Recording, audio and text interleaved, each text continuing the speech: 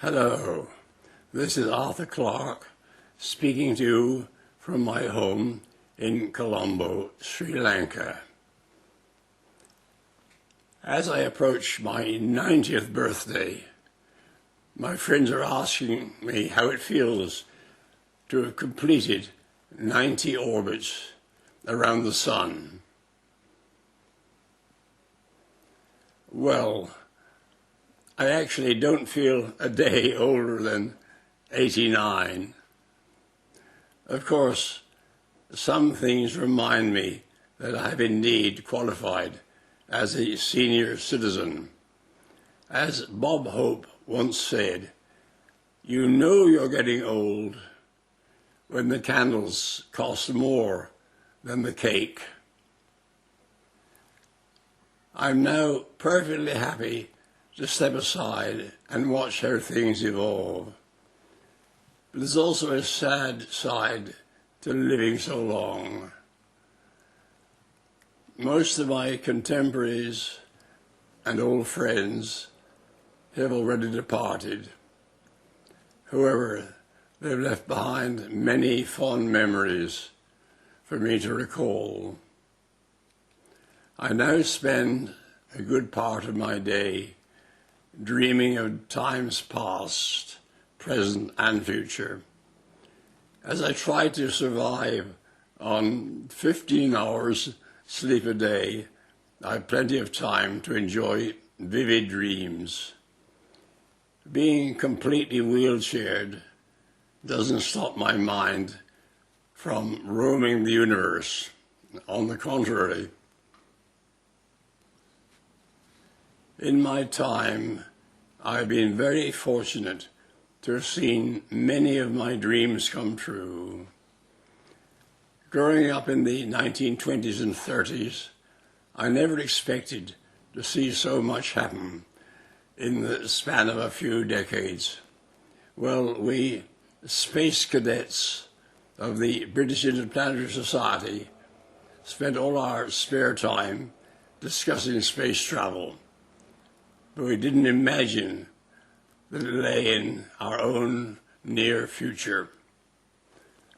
I still can't quite believe that we've just marked the 50th anniversary of the space age.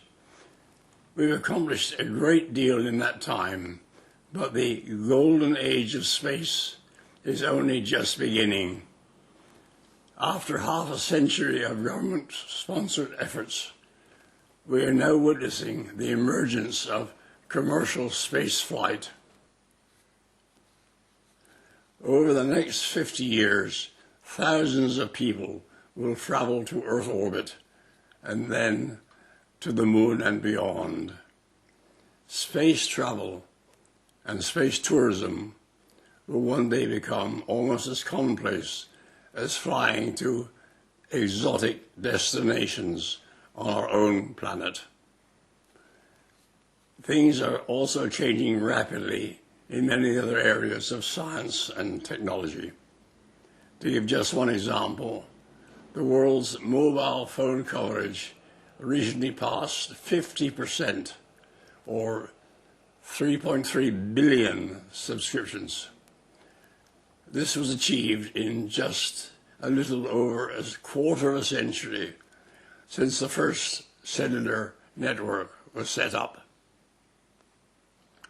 The mobile phone has revolutionized human communications and is turning humanity into an endlessly chattering global family. What does this mean for us as a species? Communications technologies are necessary but not sufficient for us humans to get along with each other. This is why we still have many disputes and conflicts in the world. Technology tools help us to gather and disseminate information, but we also need qualities like tolerance and compassion to achieve greater understanding between peoples and nations. I have great faith in optimism as a guiding principle. if only because it offers us the opportunity of creating a self-fulfilling prophecy. So I hope that we've learned something from the most barbaric century in history, the 20th. I would like to see us overcome our tribal divisions and begin to think and act as if you're one family. That would be real globalization. As I complete 90 orbits, I have no regrets and no more personal ambitions. But if I may be allowed just 3 wishes, they would be these. Firstly, I would like to see some evidence of extraterrestrial life. I've always believed that we're not alone in the universe, but we're still waiting for E.T. to call us or give us some kind of sign. We have no way of guessing when this might happen. I hope sooner rather than later. Secondly, I would like to see us kick our current addiction to oil and adopt clean energy sources. For over a decade, I've been monitoring various new energy experiments, but they've yet to produce commercial-scale results. Climate change has now added a new sense of urgency. Our civilization depends on energy, but we can't allow oil and coal to slowly bake our planet. The third wish is one closer to home. I've been living in Sri Lanka for 50 years, and half that time I've been a sad witness to the bitter conflict that divides my adopted country. I dearly wish to see lasting peace established in Sri Lanka as soon as possible, but I'm aware that peace cannot just be wished. It requires a great deal of hard work, courage, and persistence. I'm sometimes asked how I would like to be remembered.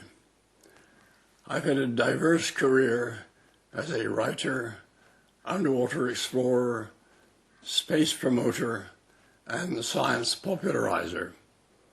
Of all these, I want to be remembered most as a writer, one who entertained readers and hopefully stretched their imaginations as well. I find that another English writer who, coincidentally, also spent much of his life in the East, expressed this very well.